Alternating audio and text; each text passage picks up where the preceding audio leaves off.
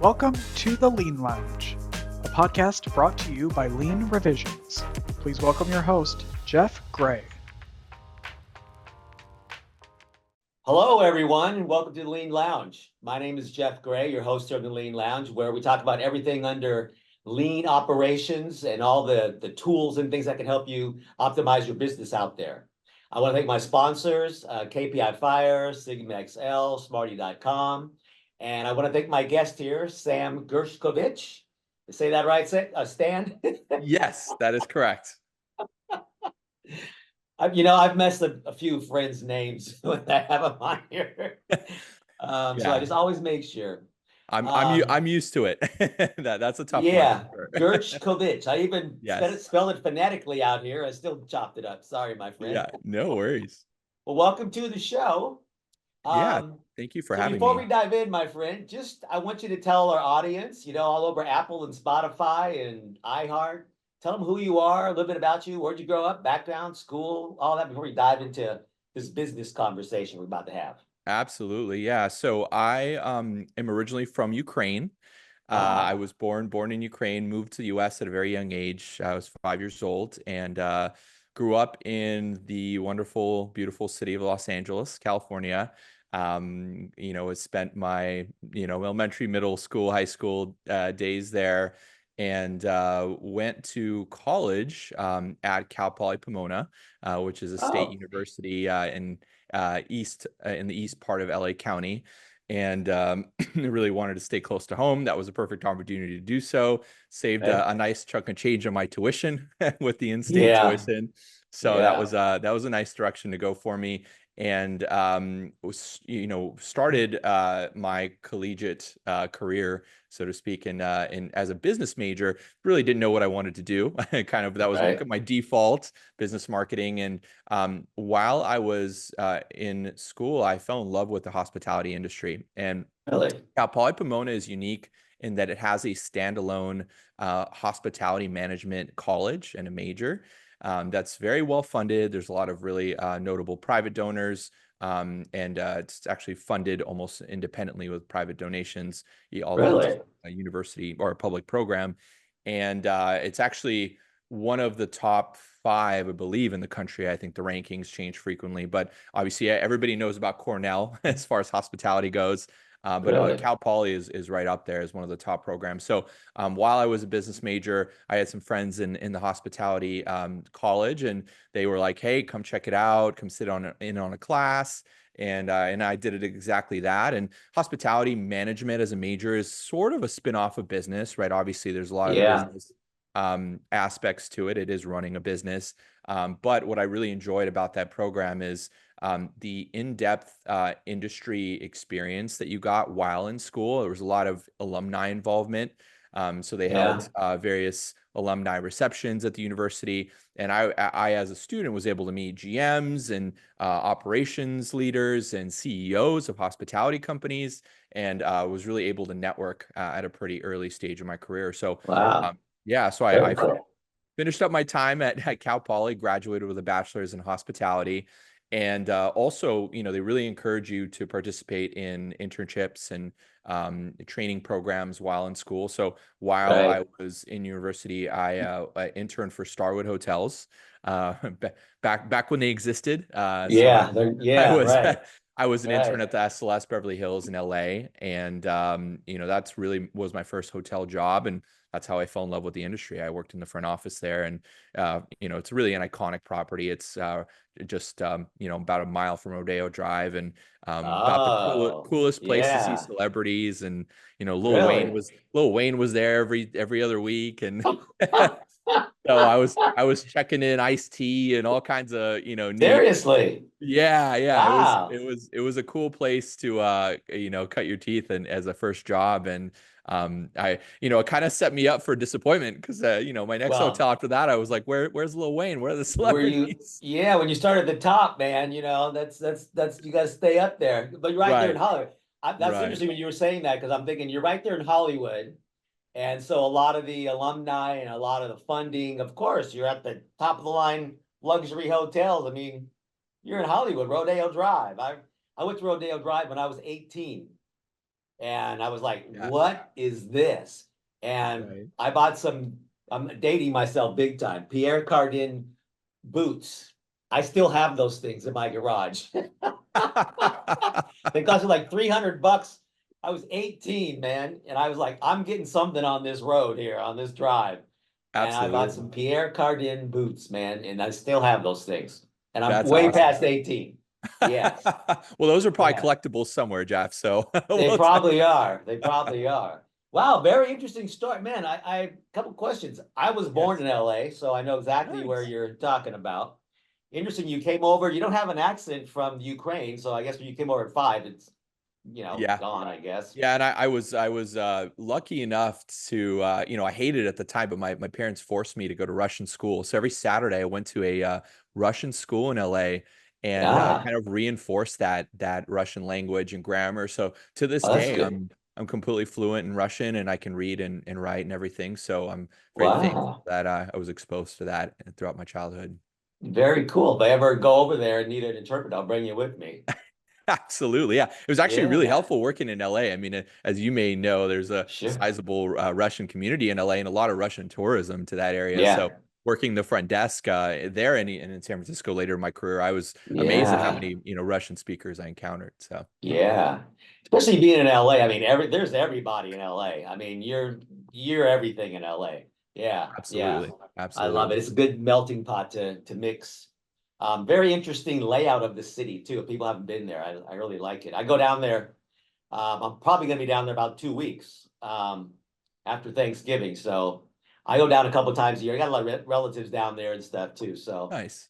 Yeah, so it's a beautiful city. I love spending time there. I was later on, after graduating and starting my professional career, I really thought about moving back, and then I looked at rent, and I decided quickly against it. yeah. So cost of living kind of, it keeps moving Yes, I hear you. regardless. So So very interesting. A lot of people listening probably hadn't thought that there's a degree that you can get in, hospitality management.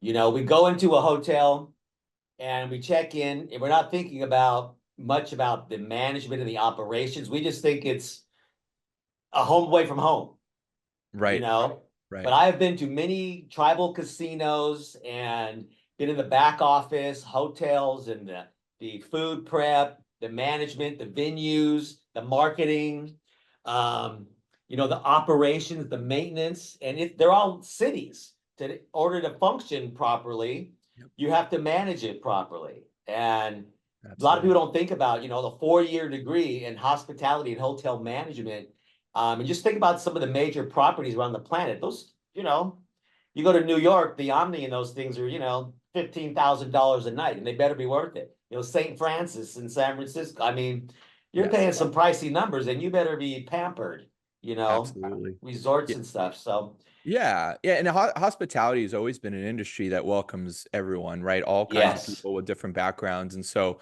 you certainly don't need a college degree to be successful in the hospitality industry, particularly in operations. But there's a whole world that opens up to you if you put in the time, the effort to get a degree in hospitality, and really, the coursework was really great. What we did think, I had classes like beer class. What college kid doesn't love beer class? And I did you do a tasting of different kinds of beers and you learn about the really, brewing process. And so, I may never manage a brewery in my life, but if I run a restaurant as a GM that serves beer, I can now speak to, the brewing process and all the details associated with that, and other things like HR management and labor law. I took a labor law class that yeah, had a specific hospitality focus and learned a tremendous amount about labor law in California specific to hospitality. ah, So yeah, curriculum wise, there's a lot of really important takeaways, but I would say the most valuable thing about that program and my time there was the networking. I mean, yeah, hospitality is still a experiential relationship based industry as are many others as well, but really, particularly yeah, particularly hospitality. I mean, experience is really paramount. yeah, So You don't necessarily get that experience until you graduate, right? And most people don't work full time until they graduate, but you get to meet all these industry professionals that are really great to know once you graduate, because those are the people that'll get you those opportunities. And now that I'm a GM and an employer of talent in a hotel, I realize the value that those programs bring, because you have a lot of transient talent in hospitality, a lot of really great people. A lot of people are dedicated to the industry and stay and make a career out of it. But majority of people in hospitality, it's their college job, it's their summer job, which is fine. Which is fine. There's nothing wrong with that. But there is sort of an objective shortage of talent for line level leadership positions in hotels. And that's exactly where we go for that line level leadership talent, is these universities. And we plug students that are passionate, that are driven, that want to grow their career in the industry. And we put them straight into leadership positions, give them the training, the resources, the tools, and watch them flourish from there. So that's kind of the plan. Interesting, because a good friend of mine who was on the podcast not too long ago, Luigi, he lives in Las Vegas, and he was telling me the same kind of thing. He's he's my age-ish. He's younger than me, but he's been in the industry for like 30 years. He was telling me about all the people he met in Vegas.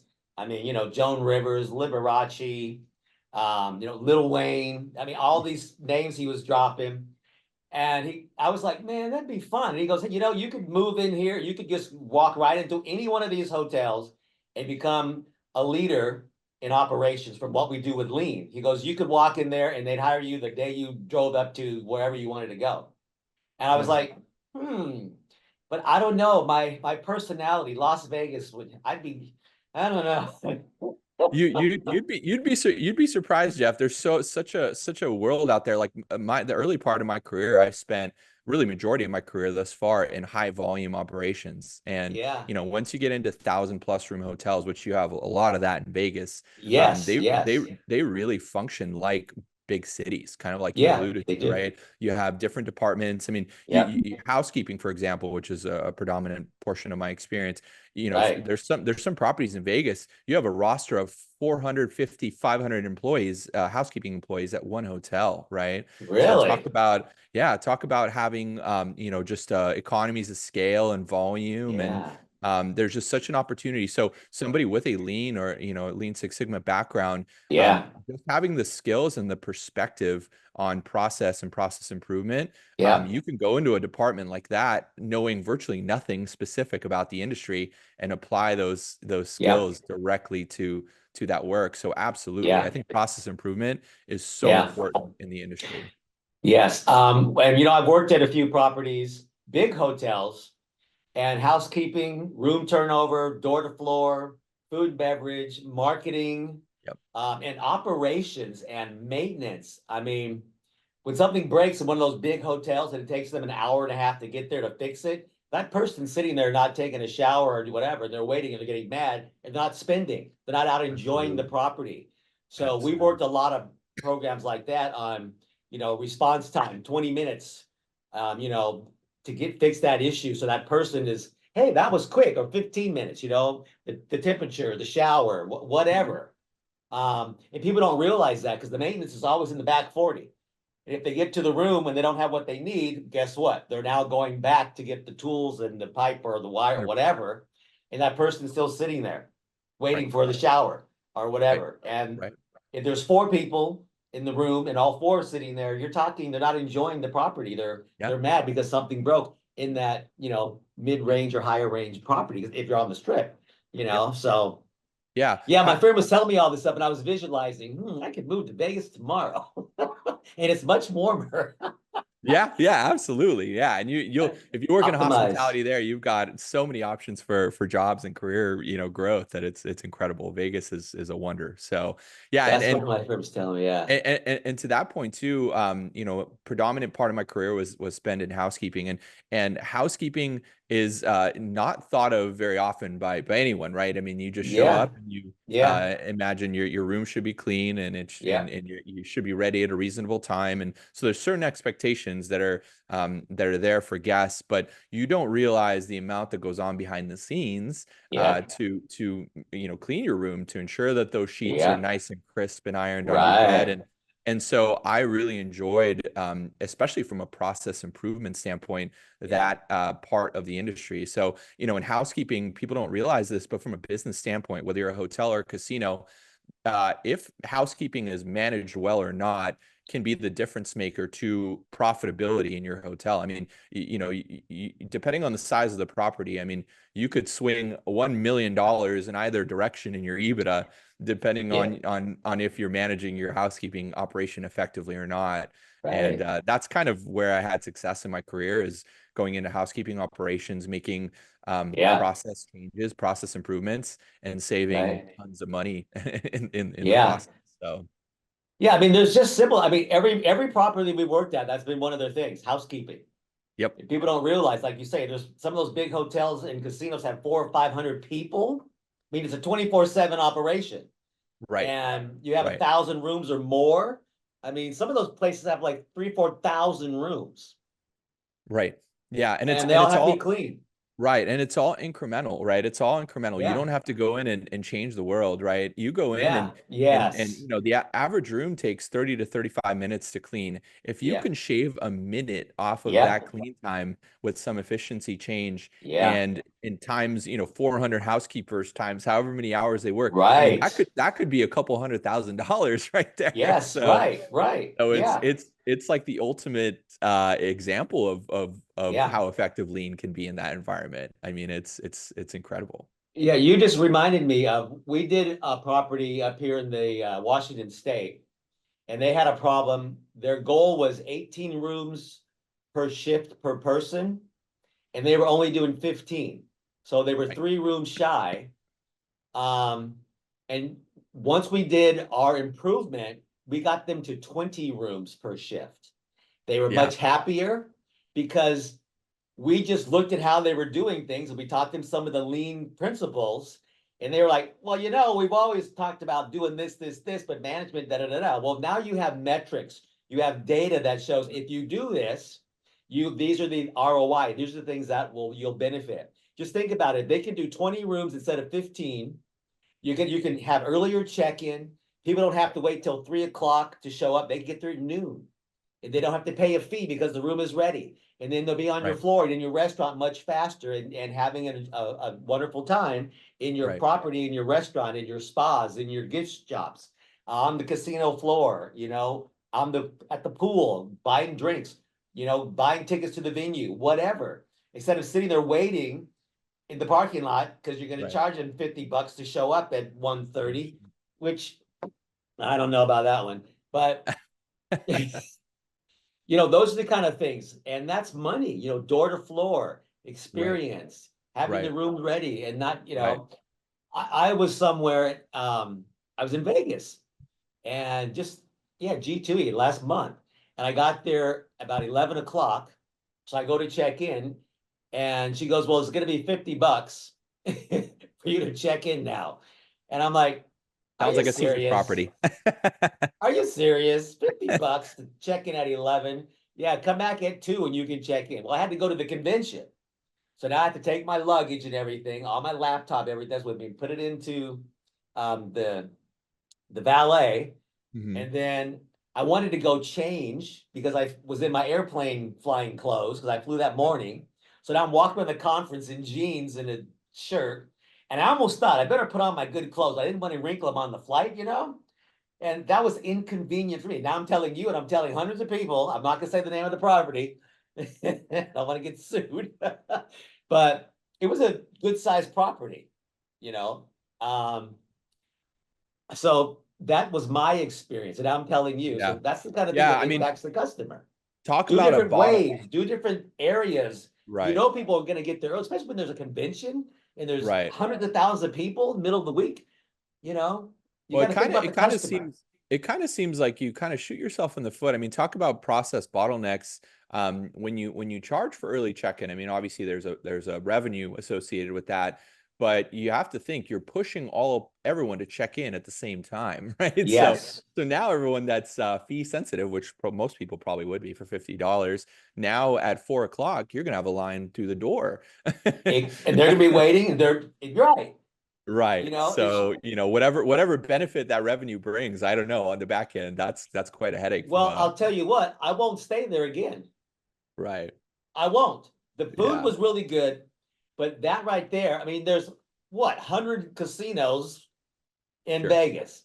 sure. And I go there all the time. I'm there probably once every 3 months to do speaking and conferences and stuff. Um, and this was just a quick trip, and I did book it the night before because I wasn't sure I was going. But still, I hopped on an early flight, and I Yeah. just wanted to change, take a shower, and get ready for this convention thingy. And it just bugged me. So my Yeah. bad. I should have booked it a little earlier at a different place. Yeah. And then I remember when I worked at Boeing many years ago, they would stagger. This gets back to your point. They would stagger. I mean, Boeing, you're hiring, 40,000 people to show up at a plant up here in Seattle. They would Right. stagger people 8 minutes throughout the morning. And so the parking lot wasn't just crammed with everybody trying to get in there. Everybody had their schedule that, people got there at, 5:30, 5:38, 5, you would stagger and the parking lot would fill up. The security would let people in a nice stream, as opposed to just slamming them and everybody waiting in the rain in the parking lot out here. And that's the kind of cadence you want with Yep. that kind of thing, Yeah. because when some people don't get there until 3 or 4 because of their flights. If others get there at 11, there should be an option. Do you want to, until the rooms run out or whatever, or stagger them? Right. So now Yeah. you Well, started doing lean at which property again? So I started my career at Westin St. Francis. It's funny enough you brought that up earlier. It's Oh an iconic yeah, property in San cool. Francisco. Right there in And that Union was Square. with Nice. that was with Starwood, and then I transitioned that I was with them when Marriott acquired Starwood. But my Six Sigma experience started at Caesars Entertainment. I was at Harrah's Resort Southern California as executive housekeeper for Wow. 2 years. Then I was a hotel director for 2.5 years after that. So Really? during my first couple years with Caesars, they had a program internally called BPI, Business Process Improvement, and so Right, right. that took Yeah. the lean principles, and Okay. they were systematically training managers and department heads in Vegas, actually. So it was really cool. I got to go out to Yeah. Vegas 3 separate times and go through these courses, and we also completed a project, and I was green belt certified at the end of it. So yeah, it was Yeah. a really, Yeah. really Good. great experience to have learning that. Yeah. Very cool. I'm Yeah. glad you said that because I speak at a lot of hotels. The thing that Ben and I were just talking about the other day, Saturday, when we talked to you, um, we're looking at another resort hotel over here, and they called me back today, and they're kind of on the fence because I'm gonna have them watch this episode because you have experience, and housekeeping is one of their things they want to work on. So I'm Absolutely. gonna tell them, watch this episode because you're hearing Yes. it from someone who's done it. You've done the 5S, you've done the Absolutely. Kaizen, you've got the green Absolutely. belt certification, you've improved the system. I mean, and what Yep. I just told you about the other place we talked about, going from 15 to 20 rooms. That's money, that's capacity, that's your reputation. Absolutely. You know, Absolutely. and Yeah, it's not that difficult to do, is it? no, not at all. No, not at all. I ended up running about 4 or 5 projects, I think, both Cool. during my training and after my training. And it was great. One, because I had a resource on property. We actually had a like a lean manager or a BPI Yes. manager Yeah. Yeah. that I'm still very close with. And so, partnering with a resource on site, it really wasn't difficult. And what was nice too is we started engaging our lower level leaders, like our Yes. supervisors, and so we would Yes. develop our project team, and it was very easy for me to delegate. I would then be able to delegate the data collection to someone, and then we would sit and meet and define the problem, measure the problem, analyze the problem, do all Yeah. of that together, and Love DMAIC it. and all that good DMAIC, stuff. yeah. I still Love remember it. everything. So Yeah. yeah, so in working through those 5 projects, I mean, there was very objective ROI on all of that, right? And unfortunately, Caesars actually ended up doing away with the program on a company level, I think in 2020 or 2021, and it unfortunately went the way of COVID, as a lot of great things did. But while we were engaged in that, and while it was there, it was fantastic. And even, aside from just formal lean projects, those principles were applied to everything we did, right? So it may not necessarily have been buttoned up into a project format, but yeah, everything we did with productivity was all centered around lean principles. And exactly like the story you had talked about with productivity and housekeeping. When I started at that hotel, they were at an 11.5 credit average, and usually a room is about a credit. There's some variability, plus or minus, and their standard was 14.5 credits. And their department, or the P&L, was I think over $600,000 above budget because of the labor efficiency issues from a cost standpoint. And so we looked at systematically, like, what was the issue. And the biggest problem usually, and in that case it was with housekeepers, is variability in their processes. So you have a room, right? And the rooms are appointed relatively similarly. There's not a lot of differences there. But you have every housekeeper that's trained maybe in the same way potentially, but they all kind of start doing their own thing after a while. So what you find is that every housekeeper cleans differently. The trips to the cart is a big one that we use to quantify their efficiency. So, I made this little flow chart, and the perfect, most efficient room clean was 6 round trips to the cart. You'd be able to take everything you needed, all your supplies, all your mops, your dusters, your chemical bottles, everything back and forth in 6 round trips. And that's how we evaluated, initially the efficiency of the process. And by getting them to adhere to that, I mean, you would see 14 trips, you would see 17 trips. Wow. Because, and we're all guilty of this. We get kind of in our head about something, or we start thinking about something else, and we just start, kind of autonomously doing our job without thinking. And so getting them to focus in on things like, round trips to the cart, tools and supplies was a big one. They had vacuums that weren't working, or not enough vacuums in some cases. And man, the investment in like 10 vacuums is nothing when it comes to the efficiency savings of not having to chase supplies around for the housekeepers. So so we developed a training. I love that. Yeah, we developed a training process that documented every step of the room cleaning process from start to finish, and really made it a really efficient process for them. We standardized them, trained each one of them on it. And I think in a 6-month period, we got up to 14.8 credits and saved like $500,000 that first year. So that was all based on lean completely. So I love it. That's exactly what you need to do. Is people don't understand just what you said there. 6 trips to 17 trips, 14 trips. That is time. That is flow. That's your capacity. That's why you can't have people check in until 3, because that variation in your process, that unstable system, is creating all those problems. You want everybody to be as good as the best, and keep it consistent, and document it, and standardize it, and onboard them correctly. This is how we do it. That's the song. This is how we do it, And I knew the financial impact that it would have, and that wasn't surprising. What was most surprising for me was the engagement piece. I mean, I was amazed. I thought, the employees are not going to like this. They're going to be held accountable. They'll be forced to be more efficient. They loved it. I mean, talk about, giving them the resources to be good at their jobs and to feel good about what they do. The feedback was resoundingly amazing, right? It was, they loved that they were being trained consistently and properly. They loved that they were more efficient at their jobs. They now had more time to do other things throughout the day. Now that they're more efficient. So that was the biggest kind of surprise to me. It was still relatively early in my career, but I thought, man, this is not only is this a win for the business and the financials, but the employees absolutely love it, and they're more engaged. Well, because they're engaged, because it's their ideas. They know what's broken. The people doing the work know what's broken. When they complain about the vacuums not working, and it goes up the chain, someone in accounting just going, 10 vacuums, that's going to cost us $1,000. That's not in the budget. But they're not looking at the $1,000 a day they're losing in productivity. So one day of spending that grand on 10 vacuums and giving to the people who can vacuum faster because the machines are working faster, they can clean up faster. It just snowballs. But if we keep focusing on the dollar bill and the bottom line, then we don't feel the pain. That is why I love what you said, is we turn everything into a metric. And what I do with leaders, I turn all of that into dollars. When I go and do a Gimba, and I go with the housekeepers and I walk that process and see those 17 trips, I put a dollar figure on that, and that's your ROI.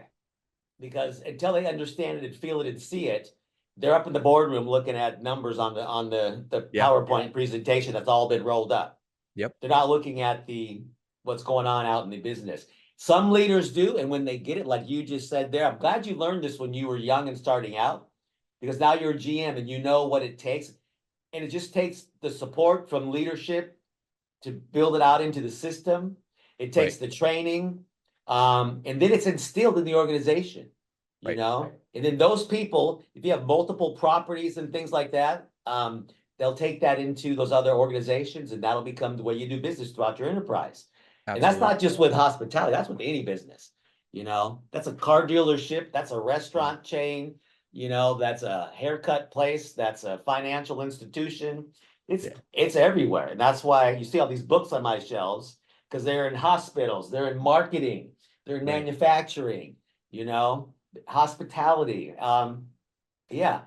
all about that system. I love that. I love that. And simplification of what people do, right, and their jobs as well. It took a lot of bravery to go up and when your department is say $600,000 over budget and labor, and you say, well actually I'm going to add 4 positions, so because the intention was, rather than having 2 or 3 roles, right, designated roles or jobs that do 30 things, I'm going to add 4 or 5 or 6 to other roles, and then now segment this out so everyone has a lot less tasks to do, right? Because when you have a big hotel, you should be taking advantage of economies of scale. Yes. And rather than having one person in one role do 20 different things, have that person do only 5 things and disperse those other tasks to someone else. Reduce the variability of what they have to do, make their job simpler, and they in turn will be that much more efficient. So doing, simple things like that were so incredibly impactful. But of course, bringing it up, especially as a young leader, you get a lot of looks like, what the heck are you doing, right? Yeah. You just got out of college. What do you know? Well, right. That's why exactly. I was in college, because I know the latest techniques and things. Exactly. Yeah. So it took a lot of just, kind of blind faith in myself and knowing, hey, there's some logic behind this, and we just have to see it through. And it was incredibly impactful. So yeah, to your point, Jeff, I mean, those principles and the things that I, kind of taught myself to some degree, but also learned from lean principles. I mean, that's made me such an effective leader throughout the rest of my career. It's definitely what I owe my success to. So that's great. To hear young people learning this stuff. I'm glad that in your college, and they're instilling the operations and the lean and all that. This is what you need to do in any business: engineering, design, construction, lean construction, manufacturing, any of those kind of things. It needs to be part of how you do it. It'll save time, money, cost. Your turnover won't be as much, whatever industry you're in. And it's all data driven and fact based, and it's engaging. And I don't know why, my son and I we were talking this morning about a potential client, and they're sitting on the fence, and it's like, you guys, we're telling you, we're showing you examples where it's here. I've been doing it for many, many years. I wouldn't sit here and lie to you. Here's examples, and like, well, I'm like, your ROI is tenfold. Right. It really, look at you said 600,000. They're going to add another layer of labor to try to make it faster. You're just adding more problems. Fix the system. Right. Engage your people. And they're not difficult tools, and it's not difficult things. And everyone we train, they're like, what? Why didn't we do this 10 years ago? Where were you guys 10 years ago? Well, we've been knocking on your door and you didn't call back. I mean, Because they're managing chaos. They're not right. feeling it. That's what's Right, going right. on. And the problem, especially in hospitality, is obviously the financial investment in training is considerable, but you have to be willing to slow down, to Yeah, open your eyes, to understand yeah. what's going on around you. Because in hospitality, as with other industries, we're so often in survival mode, right? We're just trying to get through Yes, the day, trying to get through right. and it takes a lot of wherewithal to slow down and take the time to retrain Uh, yourself, to retrain your team, yes, and to yeah. impact your culture. Because really, where lean's most effective, I mean, being formally trained in this is wonderful, right? And knowing how to go through the entire process, how to build a project, how to use all the tools is wonderful. But even taking the basic principles and applying it to your company and teaching people on a very basic level what lean is, Yes, what the principles are, they don't have to be yes, experts. But if your leaders are just aware of the fundamental principles, your entire company will be so much more effective because yeah. everybody will think objectively of how to resolve problems, right? And rather than solution jumping or whatever other Yes. All pitfalls right, that let's do this. Didn't we fix that last month? No, we right, just put a Band-Aid on it. We moved it over here to Joe's area instead of Susie's. right, Yeah, right, we didn't fix anything. I mean, I thought we did that 6 months ago. No, it's worse now. It right, broke. It right. failed in the field. Yeah, and that's what Caesars did really well early on, I think, is they selected a select number of people to be master black belts, and of course those Yeah, people got really rigorous training. But then people like myself, who were department heads and leaders, were green yeah, belt trained, and that certainly took some time and investment. But then all the way down to our supervisors, we had yellow and white belt programs too, yes, where yes, people were just aware of lean and what the principles were and just aware of in general kind of how to formulate just DMAIC and certain basic principles like that. right, and right. and those were project team members and people that contributed to projects. So just having that be a part of your culture, it's Yeah. incredible how valuable that can be. And you know what that does too? I'm glad you said that too, is when you have all that infrastructure, your communication is much better. Your Right, response to issues are much better. right, You can tackle things together as a team. You leave your title at the door and sure, no one is to blame. When something goes wrong, yes. it's the system, Blame it's the the process, not the onboarding, people. it's the process, not the people. You Yes, know, yes, Stan didn't come to work today to make things bad, to mess things up. He came to work yes, to have a good day and help the customer because you're in the hospitality business. They should be having fun, no problems, and always looking for yes, innovative benchmarking and who's your demographic and what's our product. I mean, right. all those kind of things. Yeah. I love that. I love that you said that. The blame the process, not the people, is probably my favorite saying Yeah, now to date. I mean, I should probably get it pasted on my wall in my office, yeah, but that's yeah, such an important principle to me because, man, how much does that help your culture when you don't get into the pitfalls of blaming, a yeah, housekeeper for not cleaning a room, or at the yeah. end of the day, as leaders, it's so important to take accountability for the tools and the Uh, resources and the training that we yeah, provide our team, and that just creates such a more positive culture in any environment. yeah. You're empowering yourself to help your team, not blaming your team for something that they generally don't have control over or weren't empowered to do. Exactly. Because leadership hired you, leadership trained you, leadership told you what to do. They gave you the Right, KPIs to follow. They gave you the right, tools. If the vacuum isn't working, it's not the housekeeper's fault. That's management. That's right, supervisor. That's right. accounting. If Yes, the vacuum cleaner's only running 50% and they can't get the 18 rooms and they only can get 12, whatever, right. it's the tools that you've given them that they can't do their job. They're not set up for success, you Yeah, know? And that's yeah. with anything, Eh, sales, uh-huh. yeah, support, back office operations, accounting, any of that. Yeah. And I like what you said about communication because that really resonated as well. I think Yeah. one of the biggest issues in any organization is how to internal stakeholders or leaders communicate together and how do they function together to solve problems. And I think being Six Sigma or Lean trained, you speak the same language, right? So kind of like Yes. what you Yeah. mentioned, when you observe or when you define a problem, now you're aligned. Now you're speaking the same language. You're Yeah. seeing the same things and analyzing a problem Yeah. very similarly because of those principles, right? And so Yeah. that Yeah. eliminates so much of the friction of how Yeah. to communicate. So And two things that you made me think of too is when I see on these gimbal walks issues and problems, and I hear from people saying, well, we told them before 6 months ago, 3 months ago, we just quit telling them. I make leaders, when I go in there, I make them work the line. I make them work the worst time of the day, the biggest challenges, so they can see what their people are going through. I did this with a friend of mine at an organization about 2 years ago, and it was a horrible condition. And they were just burning their people out. And we put all the C-suite, we put like 15 people on the line for just 1 hour. And they were so like, what are we doing to our people? And they made changes that afternoon. Once we went back in and did a debrief, they were like, we got to fix this. You know, but the people have been telling you that for 10 years. That's why you have turnover. That's why you have a bad reputation in the area. No one wants to work here because of what you just experienced. So fix it, you know? Yeah. It's I lost my other one. I was telling you that one. I had another one and nugget to tell you, but yeah, I do. I put the leadership, the CEO, get in there and do this. I was at a big property in Idaho, and I said that to the C-suite, and the CFO was like, "Oh no, I'm not doing that." And I was like, "Wait a minute, you want them to do it, but you won't even think about it." Oh, no.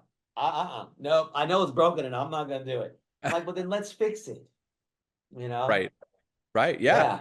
I mean, that is the most valuable way to understand a problem is to get in there, roll your sleeves up and do it yourself. I mean, I can't tell you how many times I've made beds and cleaned rooms and stripped dirty linen from rooms because that's exactly how you go in and you see the real problems from a ground level, right? You can't you can't deduce that information from spreadsheets. You really can't. You have to you cannot. And talk to the people and meet them, especially with back of house roles. I mean, back of house roles, you just the people, you have to be there with the people, no doubt. And then you put a dollar figure on all these issues and the loss. Because a lot of people go, oh, I don't want to hire consultants to come in here for X amount. Because that's, how do we know we're going to get an ROI? Well, you start doing the data and the COPQ at the front. And if those of you listening don't know what COPQ is, listen to episode 1 of the Lean Lounge, because I talk about it for about 45 minutes of how you measure all of these things we're talking about and turn into dollars. Because that helps you figure out where you're bleeding your resources and where you need to start.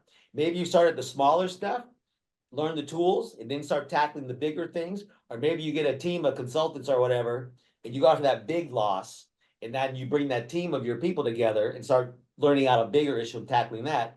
Then you have bigger ROI to go do the other thing. So it depends on the organization, but you got to turn these things into dollars.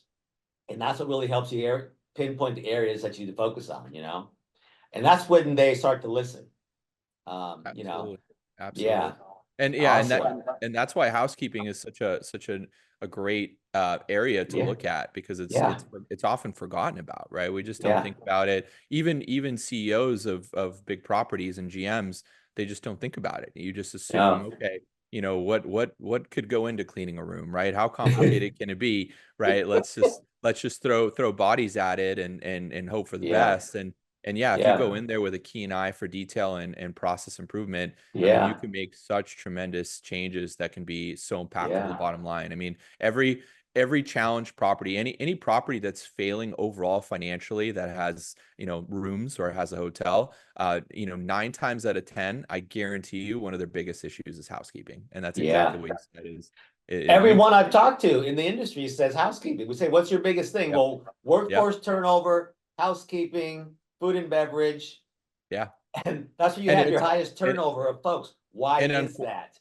And unfortunately, I think the issues are so prevalent in the industry that it also makes people kind of give up, right? You just assume, okay, this is just a problem everywhere. My hotel is no different than the one down the street. And what are you going to do about it? You kind of throw your hands up and say, it is what it is, when in reality, it isn't what it is. There's absolutely things you can do to make your team more efficient, to make them empowered, to just, improve processes in general and housekeeping.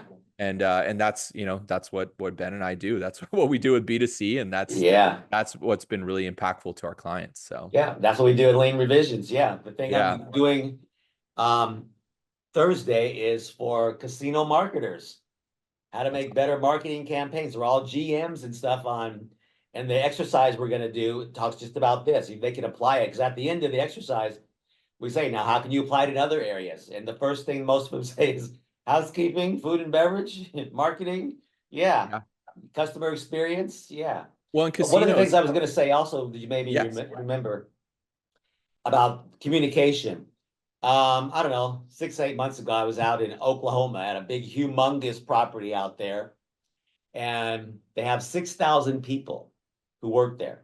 It's huge. Wow. And the GM was in our workshop, and I said, what's one of your biggest problems? We're doing an exercise on prioritizing issues and seeing the ROI, benefit and efforts kind of thing. Mm-hmm. And he goes, I will say something, all my C-suites here, we're doing a promotion, we're doing this. By the time I get on the floor, that message is so convoluted. People don't know what the roles are. People don't understand it. And I said, well, how did you decipher that one message to all these 6,000 people? Well, we've put it into the back office and the workrooms. We've got a poster where they check in, where they do their time cards. It's right there when they should see it all. And I was like, oh, man, you want 6,000 people to read a piece of paper? How many pieces of paper do you have on the wall by the time check-in machine or whatever? I'm like, no, that's not communication, my friend. I was like, we need to fix this process. And he was like, Right. what? That's what we've always done. We've just put it up there, but you've expanded from 100 people to 6,000 in the last 40 years. Right. Come on, you got to fix that system. Piece of paper's not cutting it. So that was hilarious. But yeah, yeah, well, and there often isn't enough of a focus on the employee experience. Not just pizza parties and fun things, but oh yeah, but how do we communicate processes and process changes and new things to employees? Like we're hyper focused on our guests, right? I think every hospitality operator, any change in their operation, they could tell you usually, right, how it impacts the guests, what their communication will be to guests. Generally, that's dialed in. But when we talk about changing something that affects an employee, we're often not as attentive to detail. To your point, right? Because I was a back house leader, my focus, my customer was my employee. Yes. That was my primary customer, right? So when I changed something like a process in how we stock linen closets, for example, my immediate thought was, how is the employee going to interact with this process, right? How is the stocker going to interact with it? Right. How are they going to interpret the new stocking standards we've implemented? Right. And what are the potential pitfalls of, will they misunderstand something, or the risk. is something too complicated, right? Is something too complex? So thinking of your employees as customers can reap a lot of really great benefits. So and you going up through the ranks and experiencing it also helps, because you have felt it. Right. Yeah. Very cool. Very cool. So you do this with B2C. You're a consultant with them. Yes. Right? Tell us. You go in there. Go ahead. Yeah, so I started working with B2C back in April, and we have a variety of clients now. B2C in general, obviously, is a much larger organization, does a lot of various different things and involved in various industries and verticals. But specifically, my involvement has been in the hospitality, and more specifically, even tribal casino resort side of the industry. So we have a number of clients now that we're working with. And our expertise, or my expertise specifically, is hotel operations and hospitality operations. So food and beverage, hotel, front office, housekeeping, and really what we go in and we do different things depending on what the client's needs are. But we go in and we observe the operation, and we make recommendations for process improvement, documentation of processes, SOPs, workflows.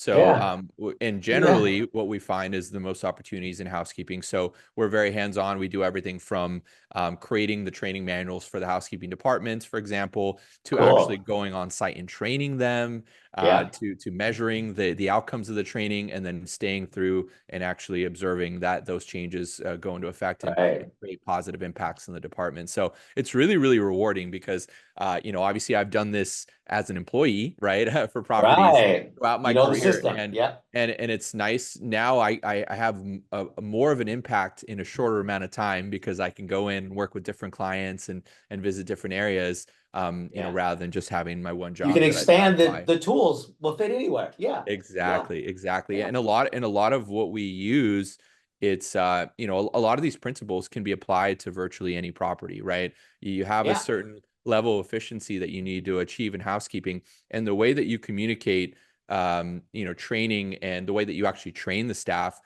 there's a lot of similarities hotel to hotel. It doesn't mean you can just apply a template anywhere. Certainly, there's some customization to every client and Sure. property, but there are a lot of really Culture fit. consistent principles that we can Yeah. implement. And once again, you know, we go into properties where they're kind of at their wits' end. They're like, we don't know what to do. We've tried Help. everything. You know, Help. we Yeah. we have 70% turnover. You know, we can't retain talent. You know, our housekeepers are unhappy, and a lot of it really stems when they get to their quote unquote wits end. It's when their staff is frustrated, right?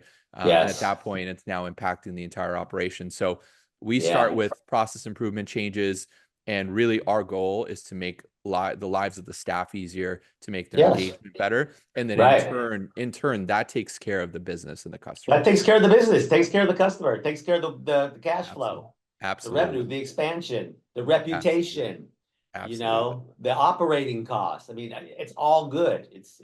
I've done this in 30 different industries for a long time.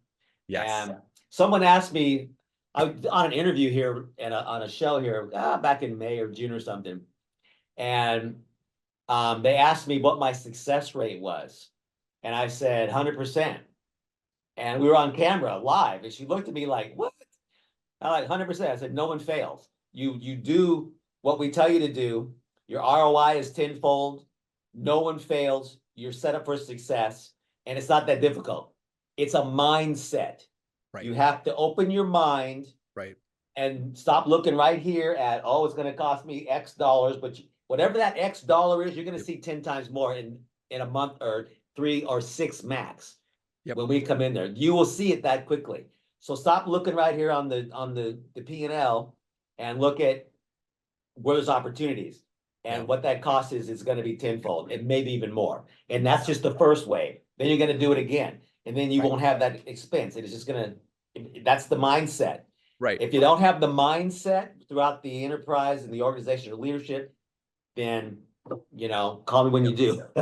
Yeah, well, what's been particularly helpful for me in this field, in this space, is 95% of the clients that I work with, I've been in their shoes. I've been in their role. Like literally, I've held their title at a different property. So, you know, for me, it allows me to be able to speak to them in a unique way where I understand it, you know, very uniquely what their challenges are, and not just what I'm observing, but I also understand the emotional component, right? Because as leaders, we are expected to be, you know, professional and very objective all the time.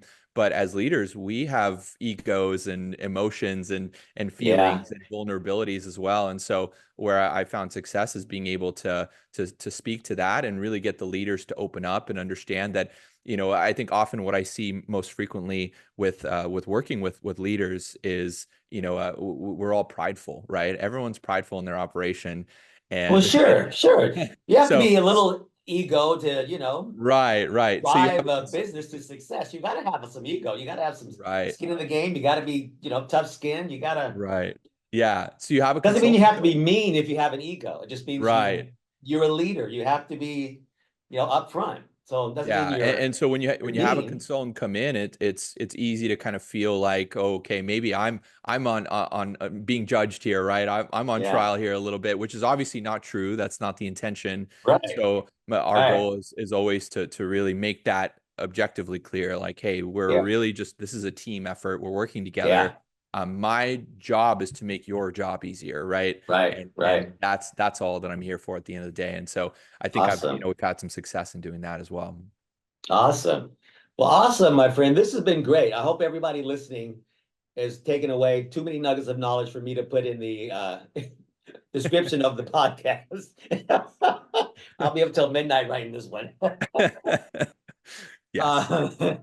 But thank you, Stan. And before we go, can you tell everyone how to get a hold of you? I'll put that down here on the bottom here. So your email contact, how to get a hold of you, and hopefully we get some stuff your way. And also, before you do that, I do want to talk to you. I want to introduce you to my son because he's got a great thing to help you. And I need to, next time Ben and Cynthia are here, we'll have to get everybody on a Zoom because we have something that we can use together because we all work the same industry and help each other out. That's why, Absolutely. we met Ben and Mason. I met them in New Orleans in March. So anyway, let's do that too. Because I know we can take things to the next level as a team together here. So that's really cool. Yeah. So let everybody know how to get a hold of you. Yeah. So my best way to get a hold of me is via email. My email address is my first name, Stan, S-T-A-N, at b2csolutions.com. So that's B as in boy, T-O-C as in Charlie, solutions.com. And what is your title at B2C? My title, we're kind of title fluid. I think my title is associate. So okay. I work with Ben very closely, who's the founder of the company or the co-founder of the company, and we work together on projects. So and it's we're growing our team. We're adding a few people to our team here very shortly. So I'm very excited for the growth and the addition of some new clients. So perfect. Well, this has been great. I hope you had a good time on the show. This is great. Yeah, I had a wonderful time, Jeff. Thank you so much for having me. It was really enjoyable connecting with you. Definitely. I hope you listeners out there enjoyed this because Stan just gave us a plethora of information, benefits, ease of use and implementation, structure, communication. Awesome conversation here, Stan. I mean, anyone thinking about this, go to B2C, go to leanrevisions.com. You probably see us working together on some things like we just started to do with BJ's and some other things popping up. I see a great partnership there because there's so many opportunities in so many industries. And that's what we're all about. And also anyone who wants to be a sponsor on the show, like we have here with KPI Fire and Smarty.com and Sigma XL, feel free to reach out, contact at leanrevisions.com. And reach out to us if you guys need any help. And thank you, my friend Stan, and we will be in touch. Thank you, Jeff. Thank you, everybody. Take care. Bye. Follow us on YouTube, LinkedIn, Instagram, and X. This podcast is hosted by Jeff Gray, produced and edited by Make Your Day Richer.